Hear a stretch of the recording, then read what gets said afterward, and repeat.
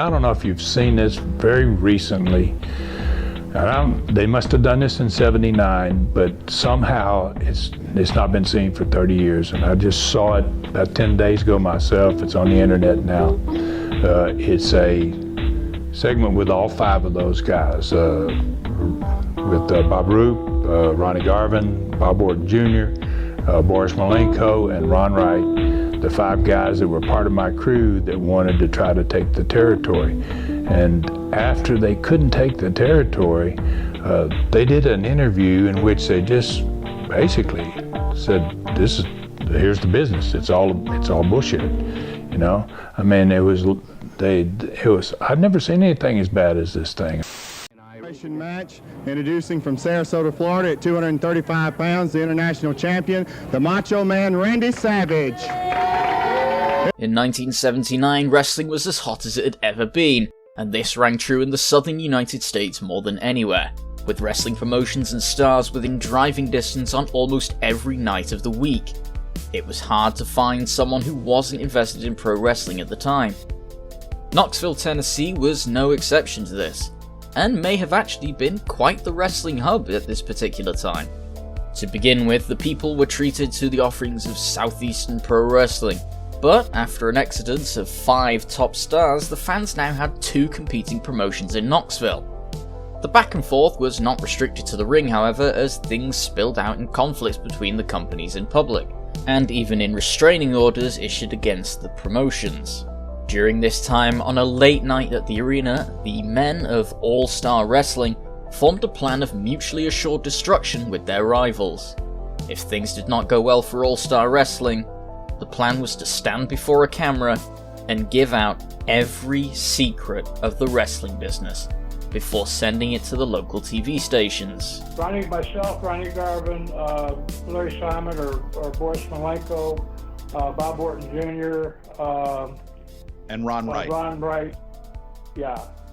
Well, again, we had tried to do a hostile takeover, and was the idea of starting a union and having a unionizing pro wrestling.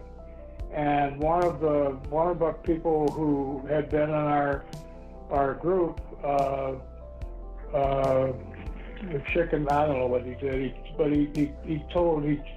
I use the term stooged us off. He went and exposed what we were doing.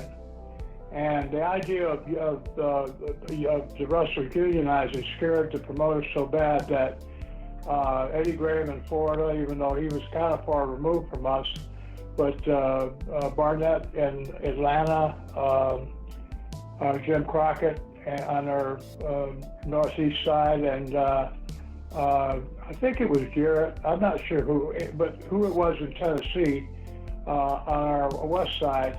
They all collaborated. When we would be doing a show in Knoxville or any big show we had, they would always run an opposition. They'd have 18 guys on a card, Andre the Giant, the world champion, the NWA champion, or whatever, and they always had these loaded cards, and so we couldn't compete with them. And we were looking for a way to try to, keep our efforts. We put everything into it. We knew that we were going to be persona non grata in the business for a while if we failed, but we tried.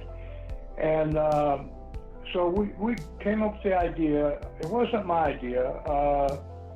It might even been Ron Wright's. I don't remember exactly, but the idea was that we were going to try to show these promoters that were ganging up against us, we were going to try to show that we could hurt them. And at that time, it was 10 years earlier than when the WWE had that special where they told everybody that wrestling is sports entertainment rather than a real sport. So, but in the late '80s, it was still kayfabe. I mean, there were guys that were, they were keeping it from their own families that we were working. This was long before the 2020 special that Eddie Mansfield and John Stossel produced. this would have been a massive deal and changed the entire course of pro wrestling had it been seen. You know, if we hadn't been compromised by someone, you know, turning spy or, you know, turn traitor on us, we had a chance. But once they were, I'm telling you, the idea that we were going to unionize scared the crap out of them. And so that was basically what it was about. And I mean, a lot more, I mean, we made allusions to things like, again, more plan B, C, D, and F or whatever that has conjecture out there that there may be more of this kind of thing. But this was a one-trick pony. That's the only one we did. And again, if you'll notice, we never knocked the fans. We never knocked, oh, you people are stupid for watching wrestling or anything like that, because we never felt that way. You know, the spectators, the people who came to the matches are the one that paid our bills. But my disappointment has always been with the promoters and the wrestlers themselves, the guys who would not stand up for themselves, would not stand up for the business, that got out and made interviews about how they were going to, you know, and in real life that they were, you know, oh, that guy's a shitter, he's tough or whatever, and wouldn't stand up for themselves. They get, you know, complain in the cars up and down the road, we got cheated on our payoff again, and just take it. You know, not fight, not quit, and protest that you quit and say, well, if you're not going to pay me the way you should, I'm going to quit.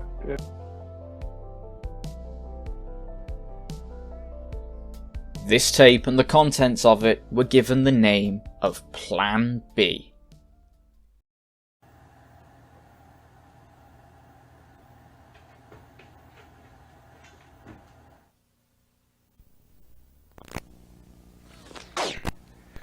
Hello, my name is Bob Roop, and my function here today is to introduce a documentation that I'm calling, and the people associated with me are calling Plan B. The tape begins with Bob Roop on camera. He introduces himself and within moments calls the recording Plan B, and says his purpose is to let you know that pro wrestling is not real and explain the roles he has had in wrestling. And there's a lot of people out there that might recognize me, and those people would be called wrestling fans. The greatest majority of you won't recognize me because you're not wrestling fans. In truth, my occupation is that of a professional wrestler. My purpose here today is to tell you about professional wrestling. Not what you're used to seeing. Not the burlesque sort of carnival sideshow type wrestling show that you're used to seeing, but what wrestling, professional wrestling, in actuality really is. I think in order that I should start by giving you some of my personal background so you have an idea of my information and where I'm coming from and the things that I tell you. In 1968, I was on the United States Olympic team that went to Mexico City. I was a Greco-Roman heavyweight wrestler.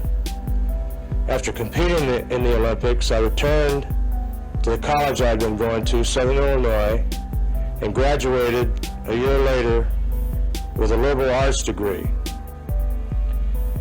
I'd been offered a variety of jobs, teaching, coaching, working for the government, but none of them matched the money first, and in a way the mystique that professional wrestling had to offer. Now, I'd always heard that professional wrestling was fake. We've all heard that. But I didn't know. And it is a very closed society. I found that out right away. Well, I've been in wrestling 10 years now. In those 10 years, I've gone from one being awed by that mystique and being taken in by it.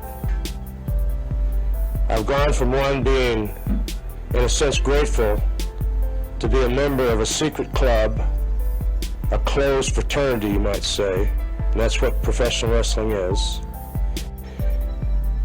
I've been a preliminary wrestler. I've been a main event wrestler. I've been a booker.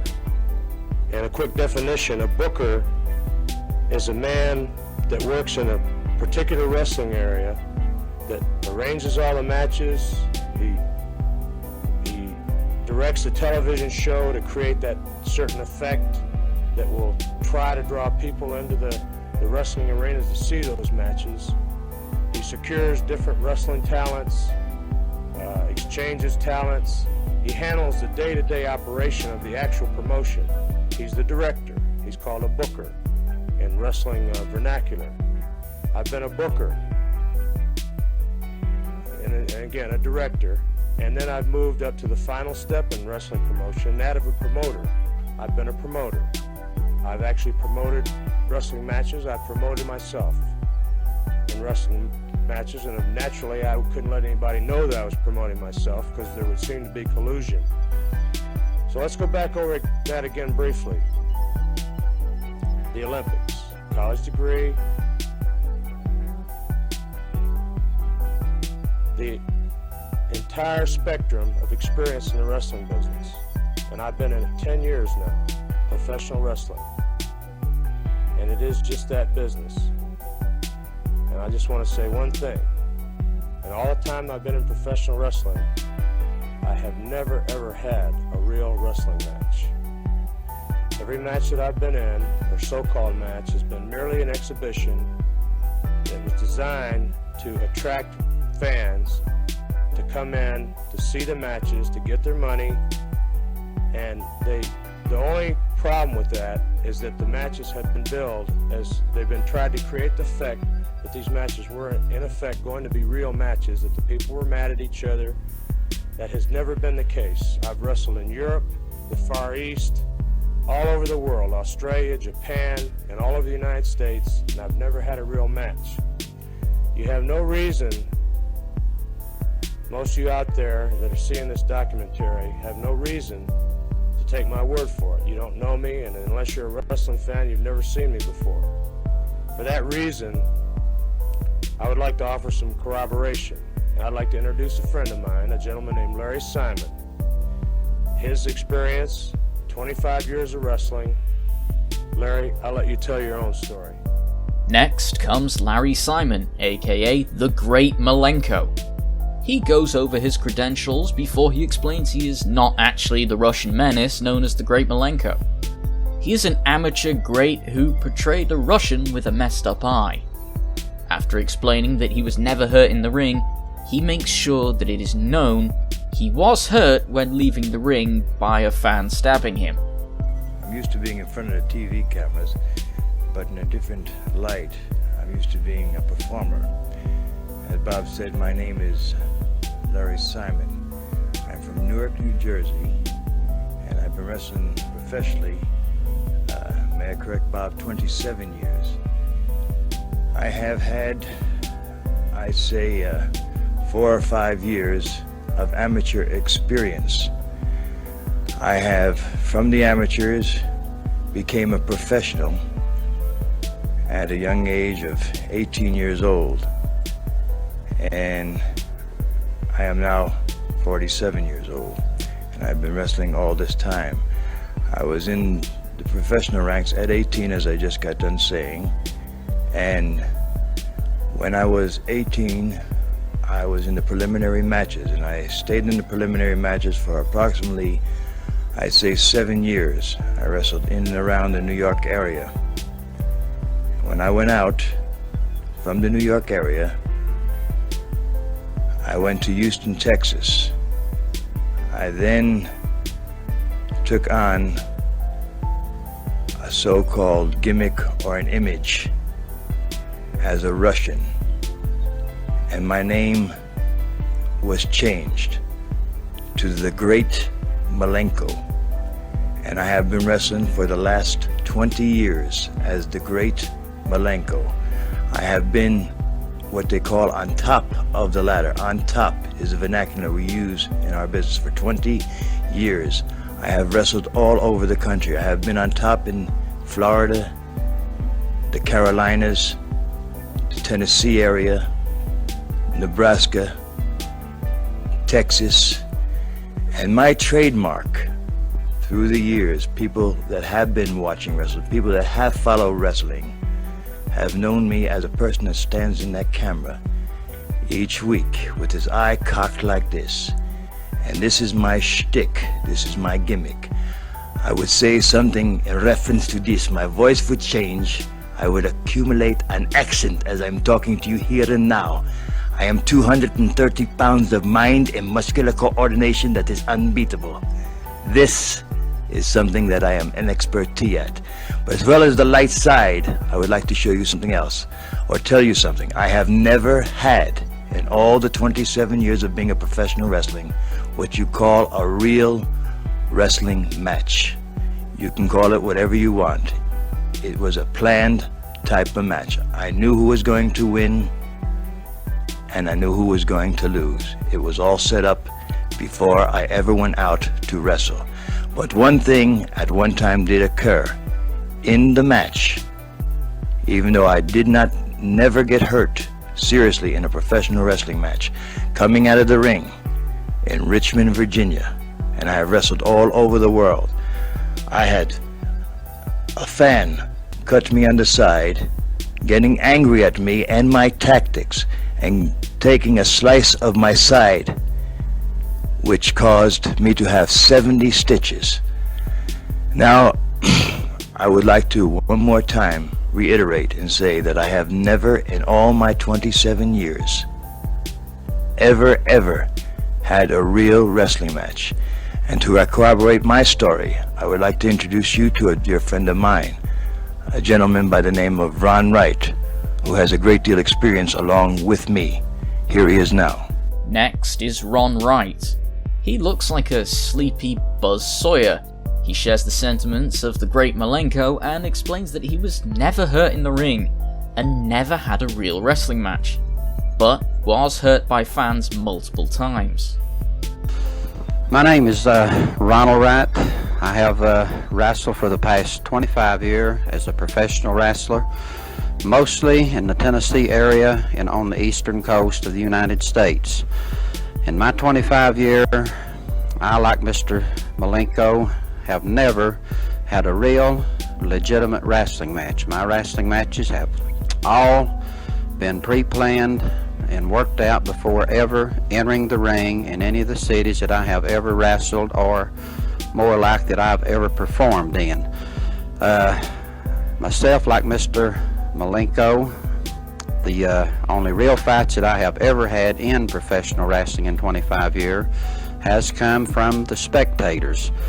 At times I've been in the ring performing for the spectators, and maybe I performed a little too well, and I would get the spectators a little too riled up. One night in Greenville, Tennessee, I had one of these such occasions that I got the fans too mad with my make-believe wrestling, and I had 191 stitches put in my back.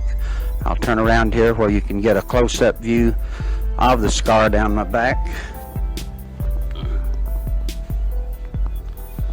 You can get a close-up view there. You can see that I have been cut from the shoulder all the way down below the belt buckle, 38 stitches in the back of my head, 18 more stitches in the left shoulder from the stab wound, all in the same night.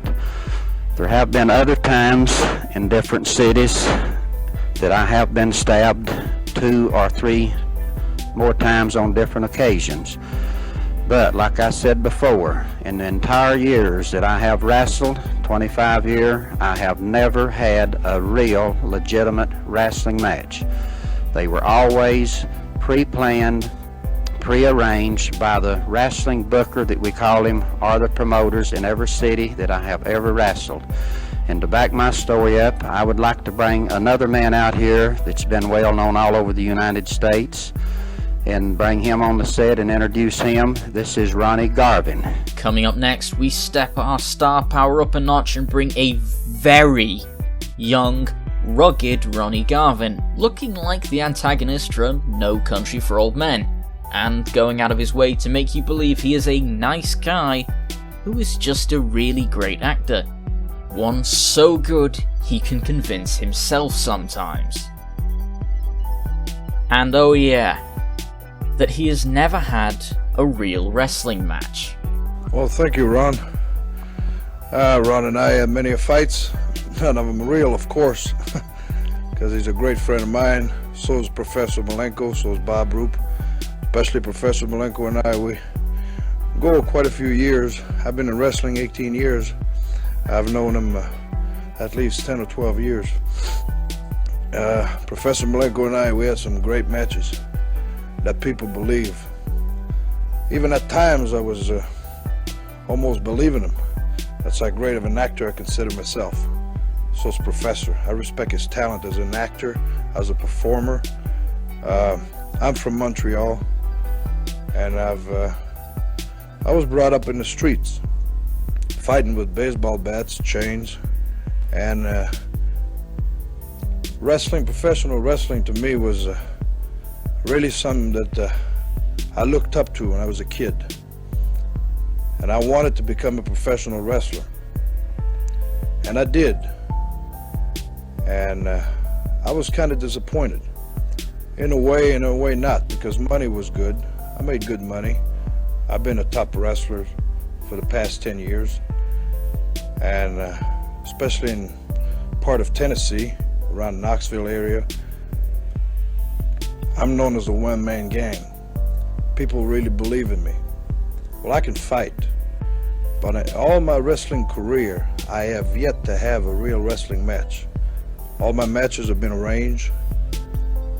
I went out in the ring and used chairs and gimmicks that wrestlers call. And I'm good at it, because I convince the people. People think I'm a maniac. Actually, I'm not. I'm a great actor. Just like a movie actor that can make you cry. Well, I can make you come out of your seat and jumping up and down. Create excitement. It's my job. That's what I get paid for. And actually, I'm a calm person. And when I make interviews, I go crazy. My eyes, my facial expression change. This is what I do. And people do believe me. And like I said, I have yet to have a real wrestling match.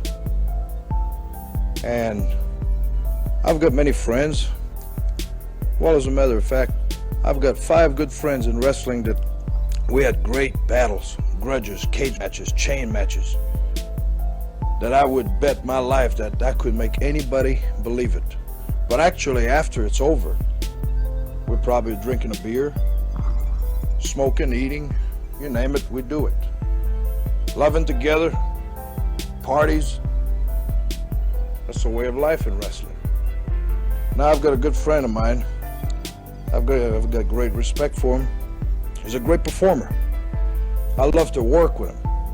The word work means wrestle, because actually we work together.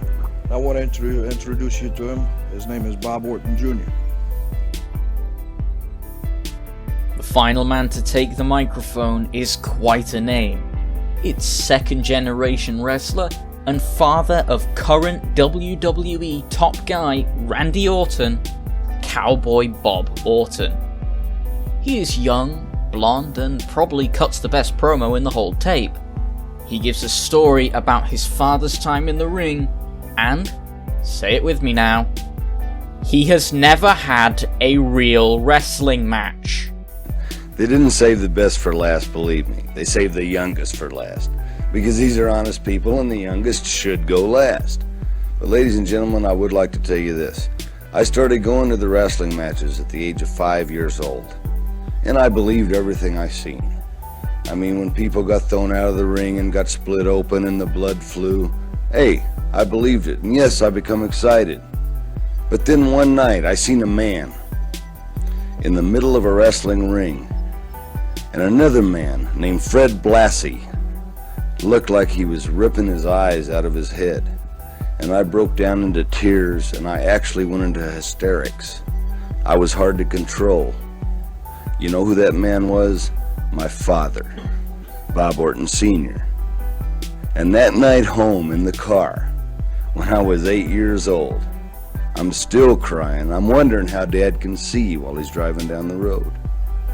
Well, Dad told me, Bob, there's nothing to worry about. Everything that goes on in a wrestling ring is a fabrication. It's something that you do to make wrestling fans believe that what you're doing is real, but in actuality it's not. And yes, from that point, I grew into a teenager and I become very interested in wrestling. And I become an amateur wrestler. And no, I was not a Bob Roop. I didn't go to the Olympics. I was not a national champion. But I was a 3-time state champion in 3 different states, and I was an All-American. And then, lo and behold, I broke into the pros. And I'll tell you something, ladies and gentlemen. Since the time I started professional wrestling, I'm 29 now. I started pro wrestling when I was 21. I have never had a real wrestling match.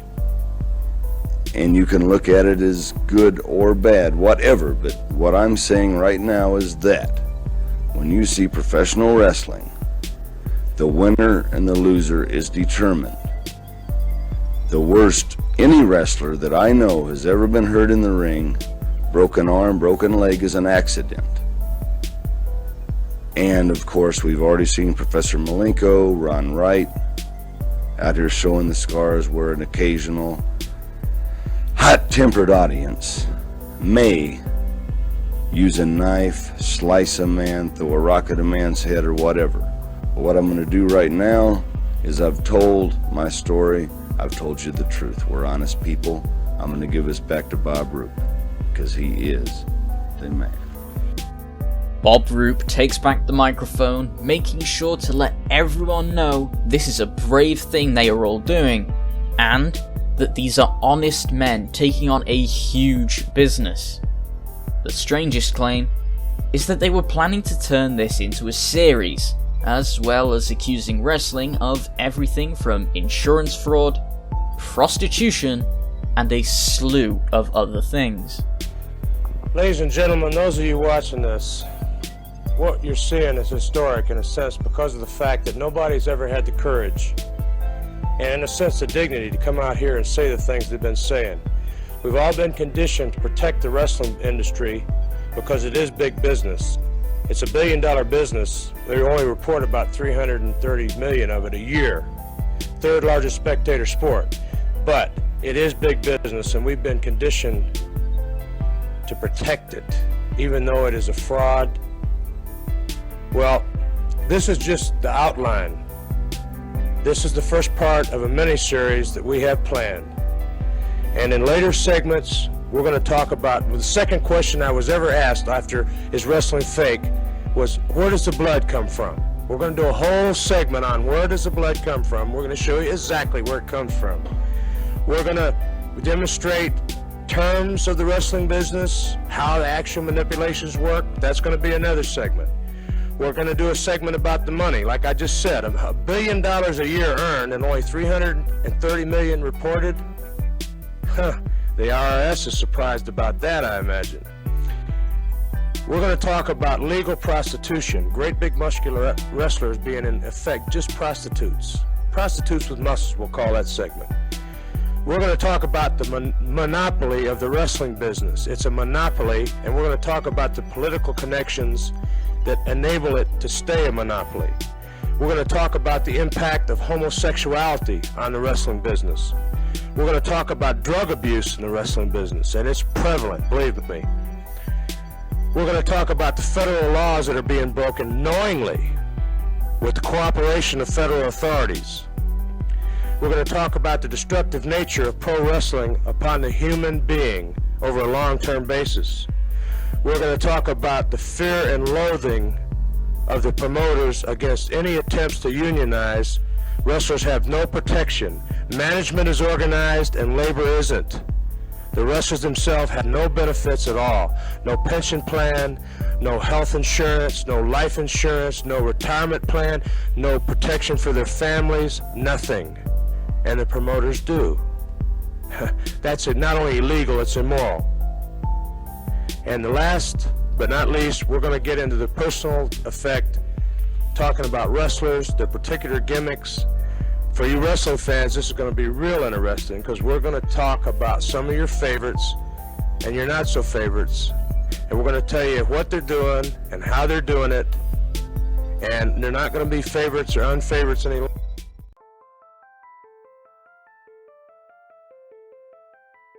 The first thing that comes to mind when seeing something like this is how much it would have changed the wrestling world had they went through with their plan. Factor in that the tape just sat there existing, and the fact it only recently resurfaced is truly surprising. The feud between the two promotions was left without a winner, as both were done with the territory soon after. And I couldn't figure out, they did everything in that wrestling war that was horrible. It was just ridiculous what they did. But I was really surprised when I saw this that they didn't do that when they had their last television show. When they were closing down, I'm surprised they didn't put that on there and just go ahead and kill it, just kill it. What they basically did in that wrestling war is Knoxville was dead for 5 years. It took me 5 years to build it, and we started in a little dinky building with probably 1,000 people, and we end up wrestling in a coliseum with 9,000 or 10,000 and filling it up every week. Wrestling was tremendously hot there, and they murdered it so badly. When I sold it to Jim Barnett, he could never draw money in there. He sold it to Ric Flair. He sold it to Crockett. Crockett sold it to Ric Flair and Blackjack Mulligan. No one could go in there and draw money again. We went to Pensacola. I sold it. I went to Pensacola in 1979. In 1985, I had Southeastern down there in Pensacola, was doing big business, and I changed the name to Continental, and we went back to Knoxville. First night we went back, I took everybody that had been stars in the 70s there. My brother, Jimmy, Rob, Barb Armstrong, Stomper, just a fabulous card, and sold out the Coliseum again. First night, we went in there for years, and it's like we never left. The video is one of the most strangely historic and curious things to have been brought into our collective wrestling history, and almost gives a view into an alternate universe where it wasn't 2020 that put wrestling on blast on TV, but instead a group of outlaws who were mad at another promoter. At the end of the day, what is worth wondering is, after all these years, do Ron Fuller of Southeastern and Bob Roop of All Star Wrestling still hold a grudge?